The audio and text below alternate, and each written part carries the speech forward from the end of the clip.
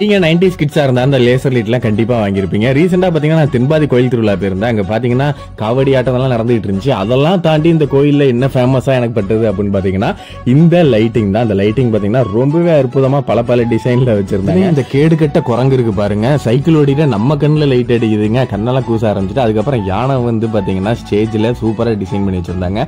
இந்த ஸ்டேஜ்ல நம்ம பாட்டு பாடலாம் அப்படின்னு சொல்லிட்டு நம்ம போயிட்டு பாட்டு பாட போயிட்டேன். ஆனா அப்பதான் வந்து அங்க கீழே உள்ளவங்கலாம் தம்பி ஒழுங்கு மரியாதை ஓடிடு அப்படின்னு நானும் மைக்க வச்சுட்டு நம்மளும் திரும்பி போயாச்சுங்க. நானும் வெளில வந்த உடனே பாத்தீங்கன்னா ஒரு வாழைக்காய் பஜ்ஜி வாங்கி நம்ம கோவத்தை கண்ட்ரோல் பண்ணலாம் அப்படின்னு சொல்லிட்டு சாப்பிட்டேன். வாழைக்காய் பஜ்ஜி நல்லாவே இருந்துச்சு. அதுக்கப்புறம் எக்கச்சக்கமான கடைகளும் அங்க இருந்துச்சு. அங்க வந்து பாத்தீங்கன்னா இந்த லேசர் லைட்டு சின்ன வயசுல நம்ம அடிச்சோம் தெரியுமா, அதெல்லாம் ஞாபகம் வந்துச்சு. அந்த மாட்டு கொம்பை வாங்கி தலையில மாட்டி ஒரு போட்டோவும் எடுத்துக்கிட்டாச்சு. கோயில்ல வந்து பாத்தீங்கன்னா சவுண்ட் சர்வீஸும் பக்காவா பண்ணிருந்தாங்க. அந்த டிஎஸ் வந்து இந்த லைட்டு சவுண்ட் சர்வீஸ் ரெண்டுமே பண்ணுது. உங்க கோயில்ல இந்த மாதிரி லைட்டிங் வேணும்னா உங்களை கண்டிப்பா கான்டாக்ட் பண்ணுங்க.